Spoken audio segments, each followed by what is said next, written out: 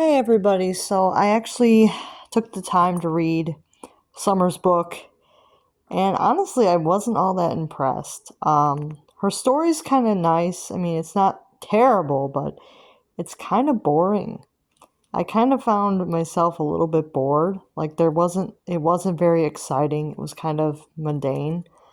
Um, Obviously, they talk a lot about her walking dogs, and they talk a lot about her making dog treats and selling them at the fair and things like that. But there really wasn't much going on. Um, Honestly, there was some drama with animals. Her dog, Crescent, there was drama with her dog, Crescent, not getting along with Fettuccine. Um, and that was like half the book was just drama with the two pets not getting along, which is kind of weird. And then there was drama with her and her sister not getting along.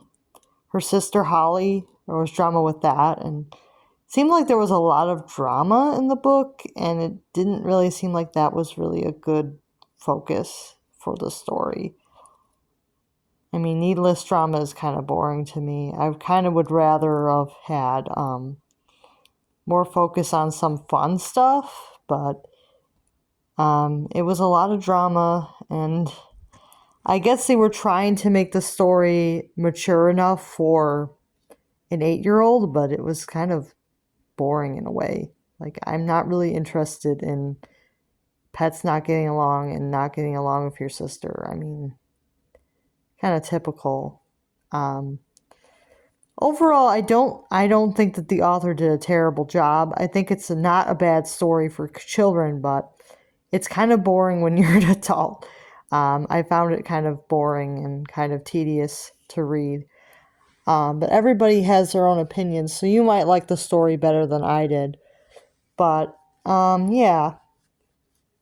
And then there was also drama about her not being all that fond of Fettuccine at first, the cat, because it was like interfering with her dog being in the house and things. And it's like, okay. So she's not really a huge fan of Fettuccine until like near the end of the book, which is kind of a spoiler, I know, but it's kind of like weird that she's not like a huge fan of the cat immediately. But I guess it makes sense if she's more of a dog person, but the cat is a part of her collection and it's not even her cat. Like Fettuccine is not even her cat. Fettuccine is her aunt's cat, which I found really weird because she also gets another cat that's her cat. And why aren't we getting her cat as part of her collection? Why are we getting the aunt's cat as her part of her collection instead of her cat? It's kind of like if they made me the girl of the year and they gave me, sorry, my aunt's old cat as my pet instead of Loki, which is actually my cat. So, yeah, kind of weird. I don't really care for the fact that they made Fettuccine instead of her cat, because she technically does have a cat near the end of the story that she adopts from the shelter.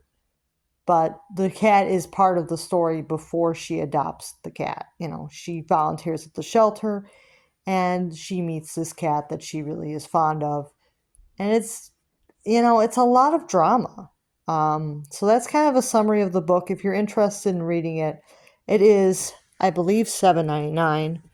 Yeah, it is $7.99 separately if you don't want to buy the doll. So if you're interested in reading it, I honestly probably would be annoyed if I had paid $8 for this book and not gotten it with the doll because I didn't find it all that interesting. But everybody has their own taste, so you might enjoy it. And another thing to point out is that these journals are not available as audiobooks, and I've had a lot of people complain about that because they have vision impairment.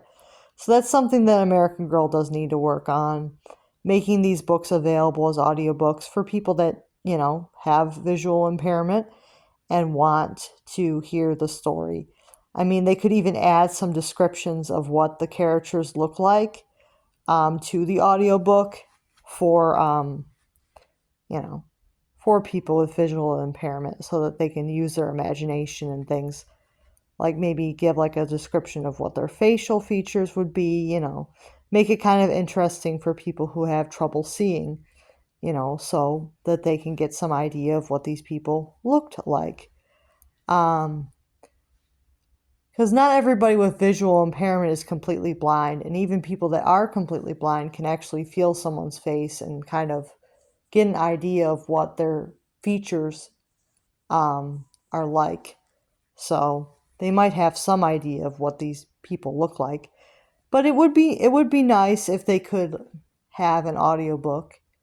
So just something to think about if you're watching this American Girl brand, and I will see you guys next time.